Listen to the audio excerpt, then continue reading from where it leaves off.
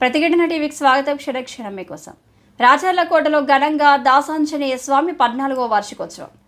ఎల్లారెడ్డిపేట మండలం బొప్పాపూర్ గ్రామం రాచర్లకోటలో వెలిసిన దాసాంజనేయ స్వామి 14వ వార్షికోత్సవాన్ని ఘనంగా నిర్వహించారు. స్వాములు భక్తి శ్రద్ధలతో పూజలు నిర్వహించి వేద పండితులు దంపతుల సమక్షంలో అగ్ని హోమం కాల్చారు. క్రీస్తు పూర్వం కోటలో వెలిసిన దాసాంజనేయ స్వామిని భక్తులు కోరుకున్న కోరికలను తీరుస్తున్న దాసాంజనేయ స్వామి వార్షికోత్సవానికి అధిక సంఖ్యలో భక్తులు పాల్గొని మొక్కులు చెల్లించుకున్నారు. అనంతరం భక్తులకు తీర్థ అన్న ప్రసాదాలను దాసాంజనేయ కమిటీ సభ్యులు నిర్వహించారు.